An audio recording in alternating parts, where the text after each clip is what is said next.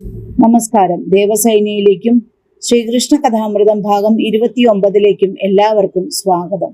ബ്രഹ്മാവിന്റെയും സൃഷ്ടികർത്താവായ ജഗദീശ്വരൻ ഇപ്രകാരം സങ്കല്പിച്ചുകൊണ്ട് സ്വയം ബാലന്മാരായും വത്സങ്ങളായും ഭവിച്ചു. അന്നു രാവിലെ ഗോകുലത്തിൽ നിന്നും പുറപ്പെട്ടപ്പോൾ എത്ര ബാലന്മാരും വത്സങ്ങളും ഉണ്ടായിരുന്നുവോ അതുപോലെ നിന്തിരുവടി എല്ലാമായി ഭാവിച്ചു.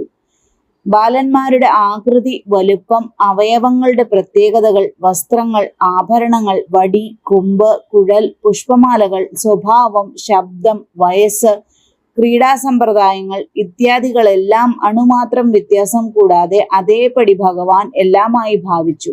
അതുപോലെ പശുക്കുട്ടികളുടെയും ആകൃതി, വയസ്സ്, നിറം, അടയാളങ്ങൾ മുതലായവയെല്ലാം കൃഷ്ണൻ തത്സ്വരൂപത്തിൽ സ്വീകരിച്ചു. ഇതേവരെ പ്രാപഞ്ചികന്മാരായിരുന്നവരെല്ലാം ഇപ്പോൾ പരമാർത്ഥ സ്വരൂപികളായി കാണപ്പെട്ടു.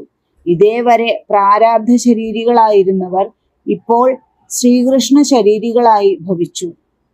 വൈകുന്നേരമായപ്പോൾ ഗോകുലത്തിലേക്കുള്ള മടക്കയാത്ര ആരംഭിച്ചു.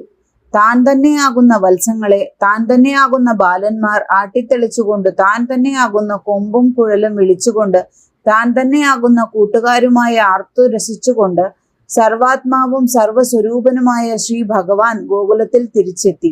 കാണുന്നവർക്ക് മുമ്പത്തേതിൽ നിന്ന് യാതൊരു വ്യത്യാസവും തോന്നിയില്ല. ചിലർ കൊമ്പ് വിളിക്കുന്നു, ചിലർ കുഴലൂതുന്നു, ചിലർ പാട്ടുപാടുന്നു, ചിലർ കളിക്കുന്നു, ചിലർ പടവെട്ടുന്നു, ചിലർ ചിരിക്കുന്നു, ചിലർ കരയുന്നു. അവരോടൊന്നിച്ച് കൃഷ്ണനുമുണ്ട്.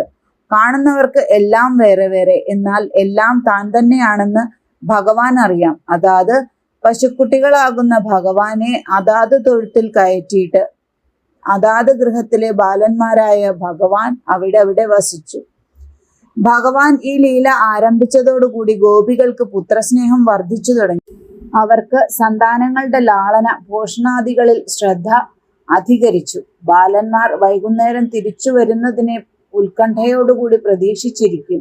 അവർ വരുന്ന ഘോഷം കേട്ടാൽ ഗൃഹത്തിൽ നിന്നും ഇറങ്ങി ഓടിപ്പോയി അവരെ വാരിയെടുത്ത് ആലിംഗനം ചെയ്യും. കാരണം പ്രേമസ്വരൂപനായ ശ്രീകൃഷ്ണൻ കാരുണ്യത്താൽ പുത്രഭാവം കൊണ്ട് അനുഗ്രഹിച്ചിരിക്കുകയാണല്ലോ. സാക്ഷാൽ ഭഗവാനെയാണ് ലാളിക്കുന്നതെന്ന് അമ്മമാർ അറിയുന്നില്ല. അറിയാത്ത കാരണത്താൽ ആനന്ദത്തിനോ ഭഗവത് പ്രസാദത്തിനോ ഒരു കുറവുമില്ല. അഹോ ഭഗവത് കൃപയുടെ മഹിമാവിശേഷം! അസംഖ്യം ബാലകൃഷ്ണന്മാർ ദിവസേന രാവിലെ എഴുന്നേറ്റ് അമ്മമാരാൽ അലങ്കരിക്കപ്പെട്ട് ഭക്ഷണം കഴിഞ്ഞ് സാക്ഷാത് ശ്രീകൃഷ്ണനോടുകൂടി കാലിമേയ്ക്കാൻ വൃന്ദാവനത്തിൽ പോകും. പകലെല്ലാം ഉത്സാഹമായി കളിച്ച് വൈകുന്നേരം മടങ്ങി വരും. അന്നത്തെ വിശേഷങ്ങളെല്ലാം വർണ്ണിച്ചു കേൾപ്പിച്ച് അമ്മമാരെ രസിപ്പിക്കും.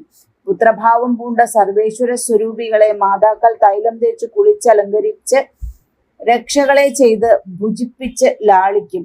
രാത്രിയിൽ അരികത്ത് കിടത്തി കഥകളും കേൾപ്പിച്ച് സുഖമായി ഉറക്കും.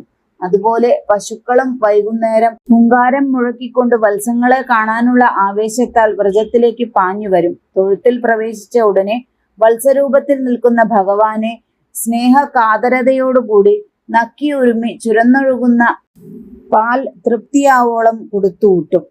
ഗൃഹങ്ങളിലും ഗോഷ്ഠങ്ങളിലും കാര്യങ്ങളെല്ലാം പൂർവസ്ഥിതിയിൽ തന്നെ നടന്നുവെങ്കിലും ഒരു വ്യത്യാസം മാത്രം കാണാൻ കഴിഞ്ഞു. ഗോപികൾക്കും പശുക്കൾക്കും തങ്ങൾ പെറ്റ മക്കളെക്കാൾ പുതിയ ബാലന്മാരിൽ പുത്രസ്നേഹം എത്രയോ അധികരിച്ചു. ശ്രീകൃഷ്ണന് എല്ലാ ഗോപികളിലും അവരുടെ പുത്രന്മാരെ പോലെ അമ്മ എന്ന സ്നേഹഭാവം ഉണ്ടായിരുന്നു. എന്നാൽ ഇതെന്റെ അമ്മ, ഞാൻ അവരുടെ പുത്രൻ, മറ്റവർ വേറെ എന്ന മായാകാര്യമായ ഭേദബുദ്ധി ഇല്ലായിരുന്നു. ഗോപികൾക്ക് മുൻപെല്ലാം തങ്ങളുടെ മക്കളെക്കാൾ ശ്രീകൃഷ്ണനിൽ അധികം സ്നേഹമുണ്ടായിരുന്നു. ഇപ്പോൾ അത്ര തന്നെ സ്നേഹം തങ്ങളുടെ പുത്രരിലുമുണ്ടായി. അത് ദിനംപ്രതി വർദ്ധിച്ച് നിസ്സീമമായി തീർന്നു. ഇപ്രകാരം വത്സങ്ങളായും ബാലന്മാരായും ഭവിച്ച മഹാപ്രഭു വത്സങ്ങളെ പാലിക്കുന്നവനെന്ന വ്യാജേന തന്നെ താൻ തന്നെ രക്ഷിച്ചുകൊണ്ട് വനത്തിലും വ്രജത്തിലുമായി ഒരു വത്സരം കഴിച്ചു.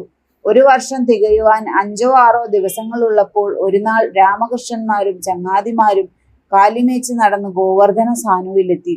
അപ്പോൾ മലമുകളിൽ ദൂരെ മേഞ്ഞുകൊണ്ടിരിക്കുന്ന പശുക്കൾ വത്സങ്ങളെ കണ്ടു.